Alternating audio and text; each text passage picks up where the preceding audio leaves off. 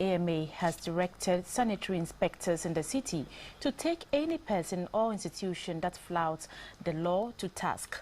Addressing staff of the city's sub-metros in Accra, the chief executive of the AMA, Mr. Alfred Vanderpoy, said the assembly is determined to sanction anybody who flouts its sanitation regulations.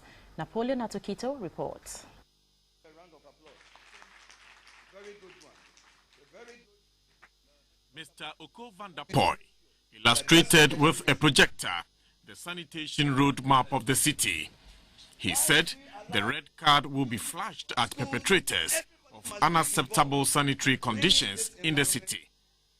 The items on the AMA's blacklist include keeping refuse in front of residential property, rearing of livestock in homes, choked gutters around buildings of any kind, and unauthorized structures such as metal containers and kiosks.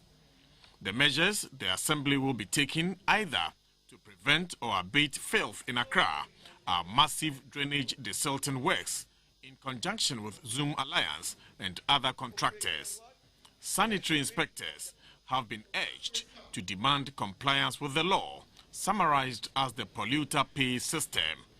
Members of the public who flout sanitation laws are liable to prosecution. Our health officers, are they here this morning? Our health officers, are you here? Yes.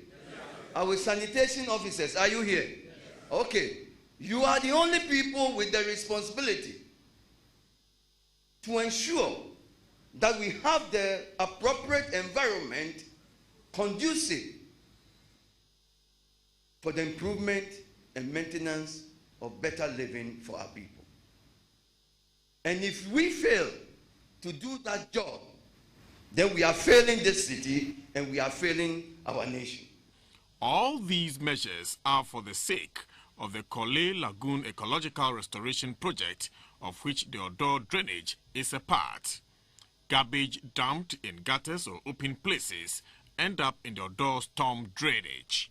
The AMA chief executive says there is no value for money on the 87 million euro which was expended on the project by the previous NPP government because of environmental malpractices. The NDC government has contracted the Conti Group of the US to revisit the project at a cost of $600 million. Yeah, it's a cost to the nation. It was a loan that the government contracted, and it was intended with all good purposes to solve environmental problems. But yes, we put the infrastructure in place, but we as the Accra Metropolitan Assembly did not put the necessary programs in place to ensure that we would put environmental control measures to ensure the elimination of waste to prevent it from going into the drains and into the Kole Lagoon. And that's why we have to learn from those lessons so that we don't repeat it again. The AMA is directing all businesses, shops, homes and individuals in Accra to pause and undertake cleanup exercises on 3rd May between 6 a.m. and 12 noon. Napoleon Atokito for GTV.